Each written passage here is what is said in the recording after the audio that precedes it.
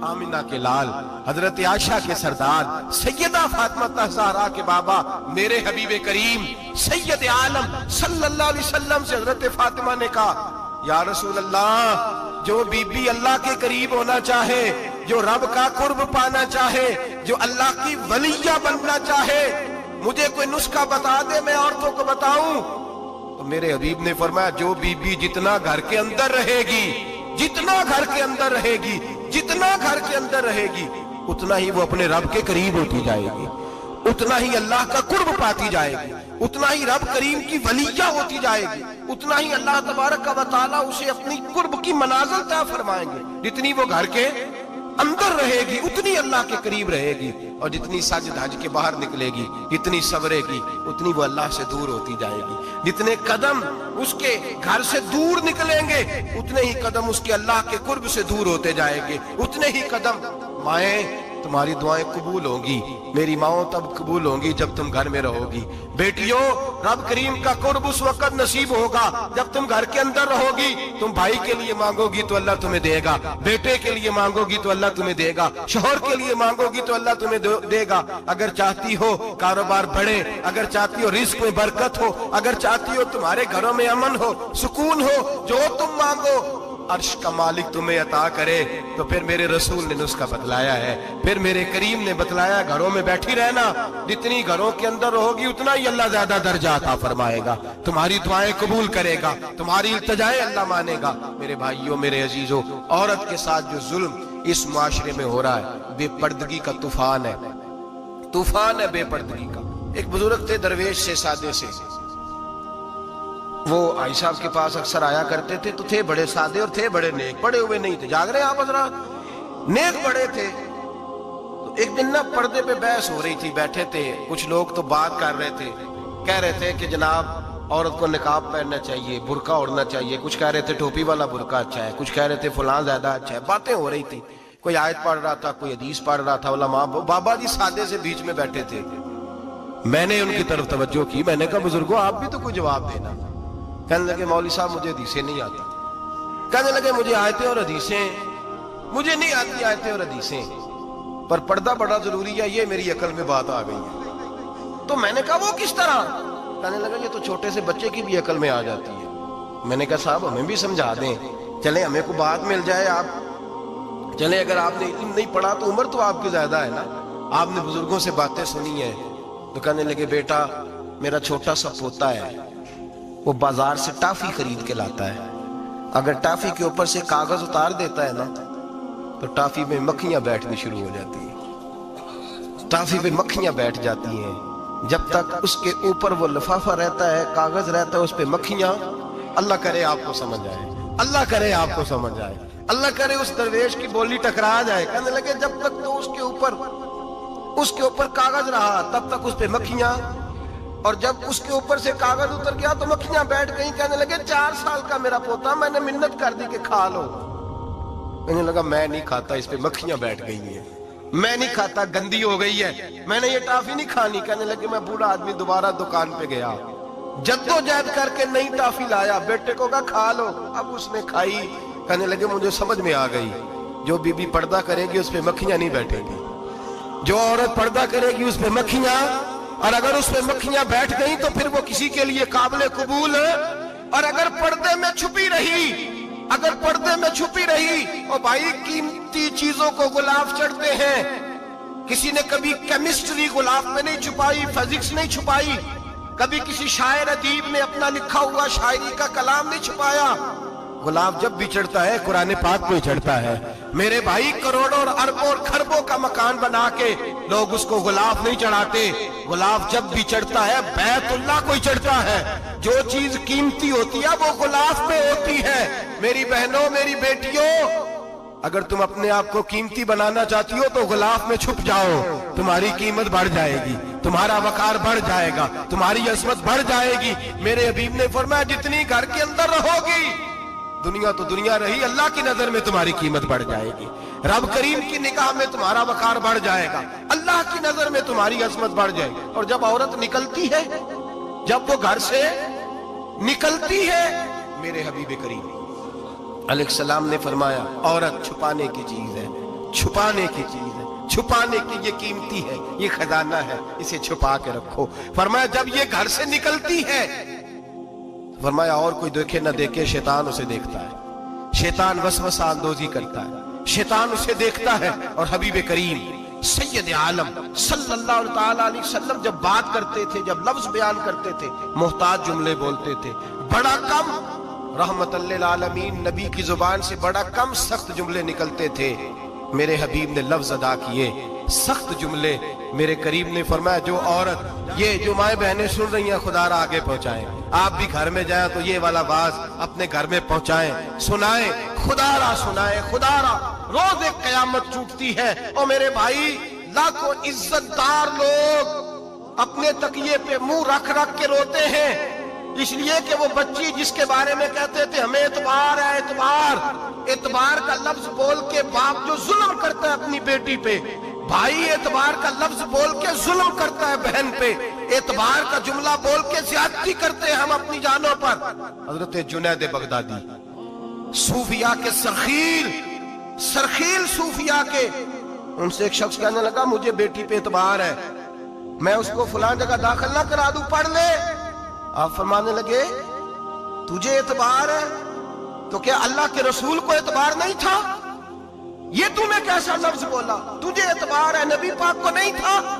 میرے محبوب کے پاس حضرت عائشہ صدیقہ بیٹھی تھی، اور وہ بی بی جس کو قرآن کہتا لستن کاحد من النساء، تمہارے جیسی دوسری کوئی ہو سکتی نہیں۔ میرے محبوب کے پاس حضرت حفصہ بیٹھی تھی، جناب سودا بیٹھی تھی، اس سے بڑھ کر بھی کسی کو اعتبار ہوگا؟ جن کو قرآن کہتے ہیں ان جیسی دوسری ہو ہی نہیں سکتی۔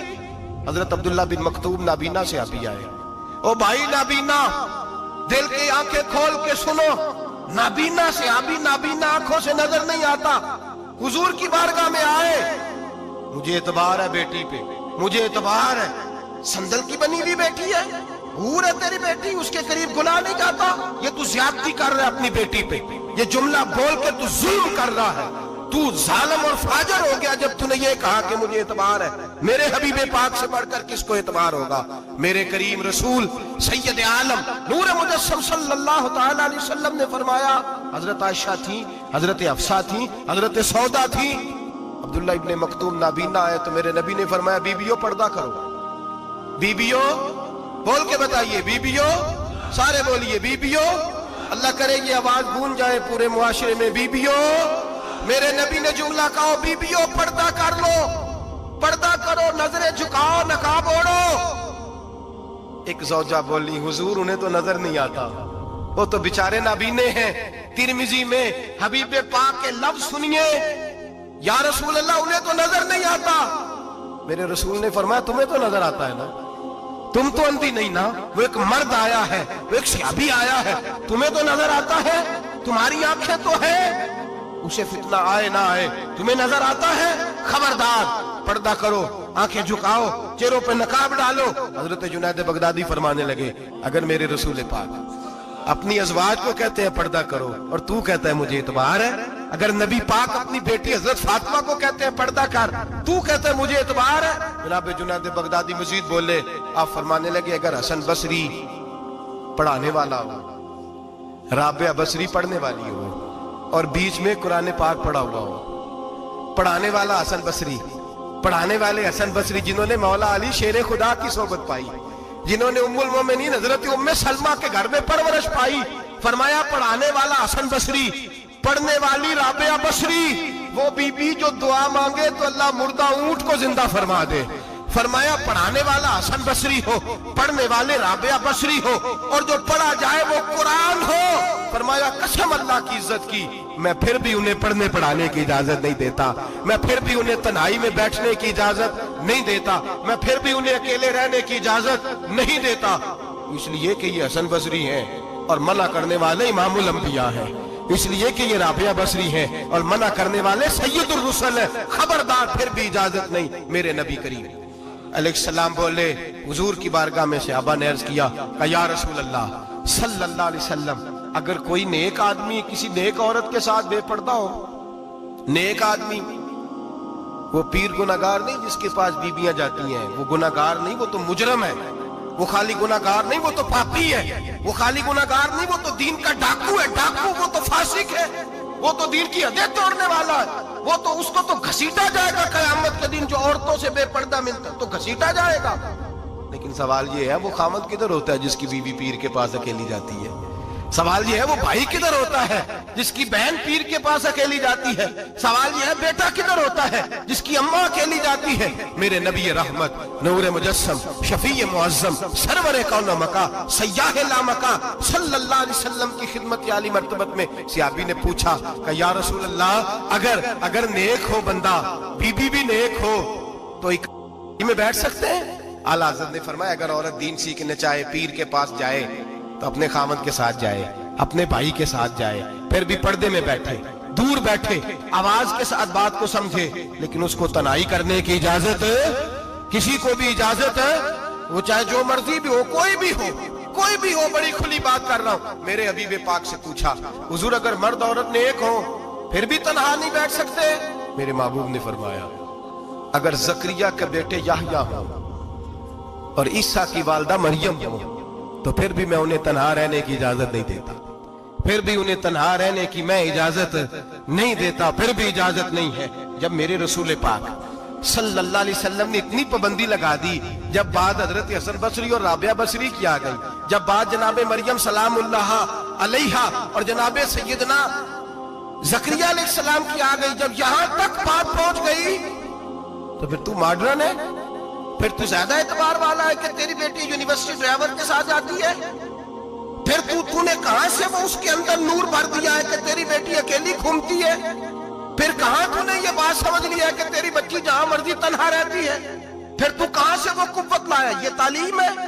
اقبال نے کہا یار مشرق ہوس میں گلتا، شباب اریاں شراب اسیاں، اسے بھی دیکھو گری کے اسیاں، ہم ایسی تہذیب کیا کریں گے؟ اور اقبال کہنے لگے تمہاری تہذیب خود اپنے خنجر سے خودکشی کرے گی، اس لیے کہ جو شاخ نازک پہ بنے گا آشیانہ وہ ناپائیدار ہوگا۔ میرے بھائی ہم لوگ پہلے ہاتھ میں آگ کا انگارہ دیتے ہیں، پھر کہتے ہیں بیٹے تو نے جلنا نہیں، ہم پہلے اس کو ساری سہولیات دیتے ہیں، پھر کہتے ہیں تو نے بگڑنا نہیں۔ میرے نبی رحمت، نور مجسم، شفیع معظم صلی اللہ علیہ وسلم نے فرمایا جو بی بی بن سور کے بازار جائے، میری طرف دیکھیں، آنکھیں کھول کے دیکھیں، یہ حدیث آپ نے سنانی ہے، انشاءاللہ بولیے، سنائیں گے انشاءاللہ تعالی؟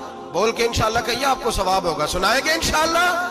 میرے نبی کریم صلی اللہ علیہ وسلم نے فرمایا جو عورت بن سور کے بازار جائے، اب تو خیر بیویاں برقع پہن کے جاتی، برقعے پہ بھی کڑھائی کی ہے، برقعے پہ بھی کام کرایا، برقعے پہ جو کام اور نقش نگاری ہوئی ہے وہ 10,000 کی ہے۔ برقع پردے کے لیے پہنا تھا، دکھانے کے لیے۔ یہ کیسا برقع ہے کہ اس نے برقع بھی پہنا ہوا ہے اور برقع بھی اس نے فیشن والا پہن لیا ہے؟ یہ کس طرح کا؟ اس تو پردے کو پردے کی ضرورت پڑ گئی۔ یہ کیسا پردہ ہے کہ جو پردے کو پردے کی ضرورت ہے؟ برقع تو اس لیے ہوتا ہے کہ مجھے دیکھے کوئی نہ، اور اس نے تو پہنا ہی اس لیے کہ ذرا لوگ دیکھیں تو صحیح میں نے کتنا قیمتی پہنا ہے۔ اس حجاب کو حجاب کی ضرورت پڑ گئی۔ میرے حبیب پاک علیہ السلام نے فرمایا بلا ضرورت، عورت کو اجازت ہے بیمار ہو تو ڈاکٹر کے پاس جائے، عورت کو اجازت ہے ضرورت پڑ جائے گھر میں سودا سلف نہ آتا ہو تو لینے چلی جائے، عورت کو اجازت ہے اگر گواہی کی ضرورت پڑ جائے تو پردہ کر کے قاضی عدالت کے پاس گواہی دینے جائے، عورت کو اجازت ہے حج پہ جائے، عورت کو اجازت ہے عمرے پہ جائے، عورت کو اجازت ہے کہ اگر کسی وقت جہاد کے لیے عورتوں کی ضرورت پڑ گئی تو حضرت فاطمہ اور جناب عائشہ کی سنت ادا کرے جہاد کو جائے۔